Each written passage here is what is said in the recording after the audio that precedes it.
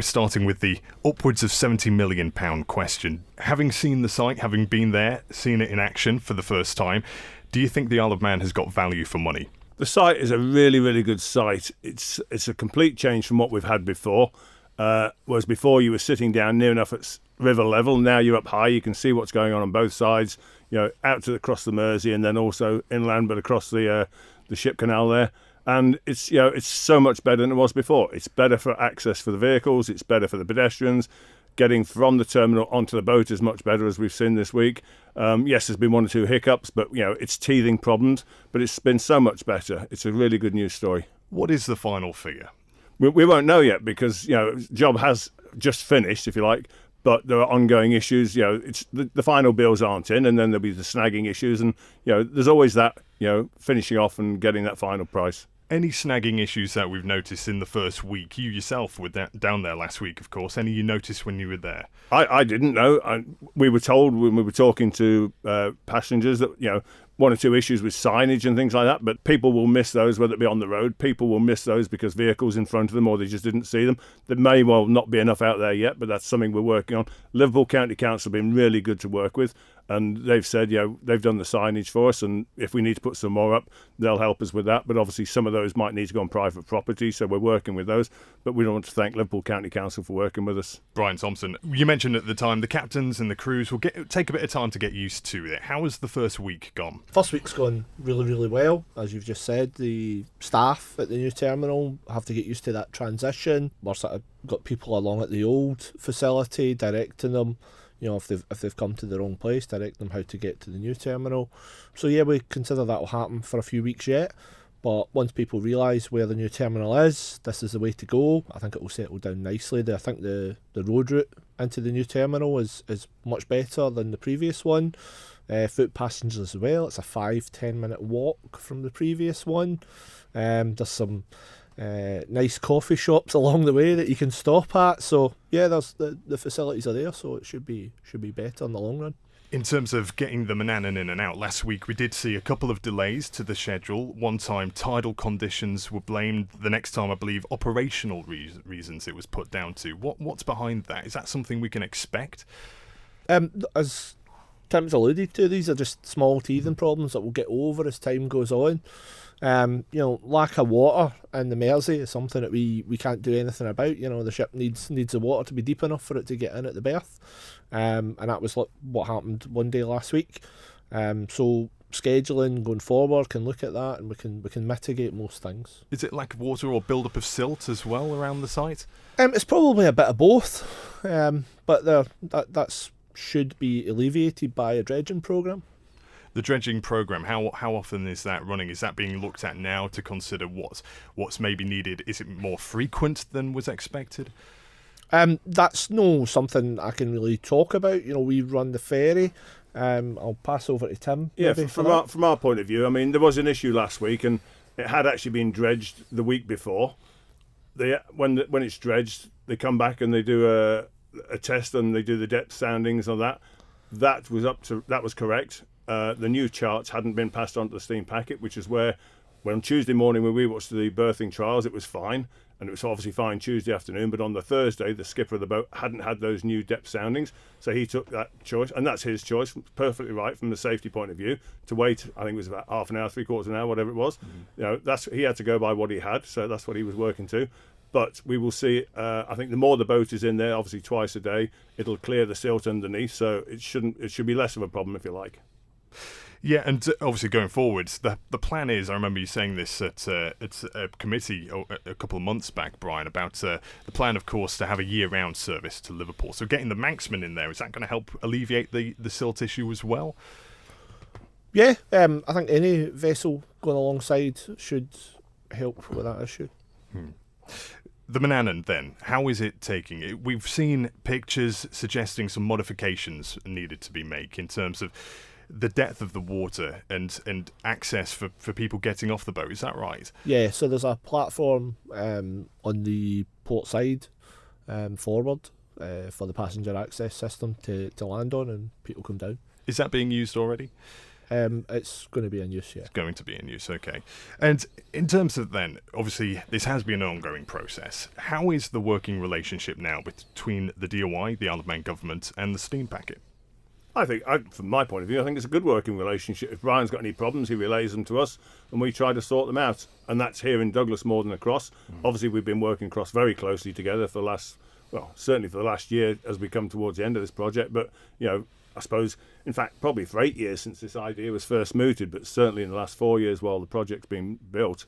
But we have a good working relationship. I can speak to Brian, he speaks to me, and the officers as well. So if there's any issues, we try and sort them out as soon as possible. We did hear about issues with a lease agreement earlier in the year. All wrapped up now? How is that looking? I think Brian signed the license. It's a license at the moment. It's a 6-month license at the moment, while we concentrate on the actual long-term lease agreement. But that's signed, and they're going in and out. So yeah. And what does that look like? What are the details of that? That's not really something we can talk about, I don't think. So that allows us to use the facility, as Tim's just said. So the licence is there. It says we'll use the facility. And that was important, I suppose, to get that 6-month agreement in, because you were quite keen, of course, to have it in before TT. It didn't happen.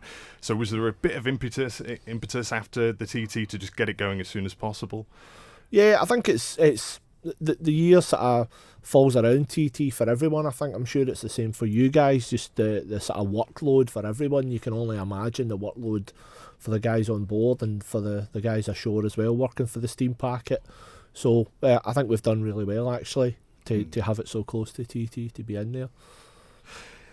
It has been pointed out to me, we had this photograph taken outside of the ferry terminal last week. It's been pointed out that it didn't seem there was the designer, contractor or project manager in that photograph. Can you tell me how come? I'm told they're typically there on grand openings like this. Is there any ongoing issues there? No. Some of the team were there, and obviously Mr. Whittaker was there from Peel, but and the Lord Mayor from Liverpool County Council was there. The contractors obviously moved on to another job, so there will be a formal opening, if you like, a plaque laying ceremony later on, probably in a couple of 3 months, whatever. But no, there was absolutely nothing in that at all. Manxman arrived a year ago today. Of course, while I've got you in here, there was crowds of people out on Douglas Head awaiting the arrival, quite excited. Do you think that level of excitement is still there for the Manxman? How has it been? Absolutely. Anytime I sail on the Manxman, you can spot the people who are on it for the first time. Aghast at the facilities that's available. I mean, I think the Corney coffee shop sort of forward on deck 7 there is hugely popular, and I think that'll continue as long as new people keep coming to the island. I think they'll always be surprised by just how amazing it is. And Tim, you mentioned teething issues with the new ferry terminal as well. What do you think we can see happen there over the next 6 months? What issues need to be tackled first? I don't know. I mean, the signage one is one, and we had a question yesterday from one of my colleagues who's a constituent who got onto him and said there was no baby changing facilities upstairs. Actually, there was, but whoever he'd asked wasn't aware of them. So it's things like that, just making sure that all the staff are aware of what facilities are available, but just making sure that people can find out, A, how to get in or get out of the place, and B, just use the place. But it's it worked really well last Tuesday, using the passenger access system onto the boat, and that was really good. It was quick. I can't remember how many foot passengers there were, but they were on board very, very quickly, and the system seems to work really well. Can I just pick up as well? The bus route started yesterday as well, in and out of the town, and that will. Let me just get this right now. So, Liverpool bus station from Liverpool bus station for every half an hour from 10 a.m. until 1:30. And then from 5 p.m. until 7, and that's at the moment. And then from the 21st of July, it'll be a full daily timetable operational from Liverpool 1 out to the boat from 7 a.m. in the morning until 7 p.m. at night, and that's every half an hour. So, and again, we want to thank Liverpool Council. They've delivered on that. They said they would do, and they put that into their bus timetable, so thank them for that. Have we heard about any issues of passengers perhaps being unaware and going to the site of the old terminal? I hear access isn't as great from Pierhead to where we are now. Is that right? And I think you have to just be aware when there's a cruise ship in, they close that road. You can get access through the hotel's car park and along the sort of inside of the dock there. Until you've been there a few times, that's really difficult. But there is signage here. We've got members of staff there to direct people as well. Liverpool can be a bit of a nightmare to negotiate the traffic at the best of times. What's the best way to, once you're into the centre, to find your way to the terminal? Put it into your sat nav would be my answer. Yeah, I think it's important that you get the details for the new terminal and head directly there. Going to the old one to be redirected just makes it more complicated. As we've said, if that road's closed as well, you're coming in, you would need to turn around and go back out onto the main road. But really, if you go back up past that main road and take a left at Costco, if I can say that there, the terminal's down that way, basically. And that was something that was picked up last Tuesday as well. Steam Packet seemed to have been in touch with everybody and said, don't forget, use the new terminal this afternoon, and gave them the address and the postcode and things. Mm-hmm. The postcode didn't work with one or two of the Uber drivers, we're told, but everybody had that message from Steam Packet, and the signs were out, and they had somebody down at the old terminal pointing them up to the new one. So I didn't hear any complaints. Yeah. There might have been, but I certainly didn't have any complaints from anybody saying, I think the customers, the actual people sailing, have been really understanding. We've redirected them as required. They've got to where they've got to go. I haven't heard of anyone missing the ferry, so we've managed that very well. I think it's like anything. You can say, what about this, what about that. I think we're doing our best. With that price tag, of course, what you say, the final figure is yet to be determined. People are always going to want to see what that money's gone towards. So I'll come back to that first question, if I may. Do you think the Isle of Man has got value for money? That's a really hard question to answer, because, there was so much work done underground, if you like, on this that we've seen over the last 4 years. And it was very, very expensive. And you had 2 years near enough of COVID, and you had what went on in Ukraine, so prices increased and all sorts of things. But as I said, it's an ongoing discussion, and prices haven't been decided. The final cost hasn't been decided yet. Could it possibly even come down if there were any areas that we're unhappy with, and we say, actually, you owe us some money back for what we've spent there? That would be nice. We'll have to wait and see. I'm not involved in that. Obviously, there's the financial team that are involved in that. Yeah.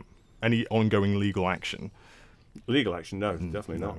And Brian, what about you? Do you think value for money wise, it's a good facility? I think I can only really talk about the facility from an operational point of view, and for us, I think Tim's already alluded to it's a better facility for the customer. It's a better experience for getting on the ferry. So that's really my perspective on it. And the captains and crew as well, is it a better facility for them? Are they getting used to it now? I think it's probably a bit trickier for berthing for the captain, if you ask him. But then it is new, and I think any change to a scheduled ferry service is a big change, because they're used to going in and out of the same place all the time. I think the crew on land, you can see they've come from working on a floating concrete porta cabin to now working in this facility, so I think for them it's great. And feel free to get technical. What are the extra difficulties there? Just manoeuvring to a different facility. It's the same for any ship going to any port, so we've had to get extra pilotage certificates for our captains as well, for getting in and out of that berth. So that would be the same if you go to any port that you've never been to before. You normally need a pilot, which is an extra complication of having somebody board the vessel and stand beside the captain and bring them in and out, like our famous Stevie Carter does here. Thank you for making it to the end of the Manx Radio Newscast. You are obviously someone with exquisite taste. May I politely suggest you might want to subscribe to this and a wide range of Manx Radio podcasts at your favourite podcast provider, so our best bits will magically appear on your smartphone. Thank you.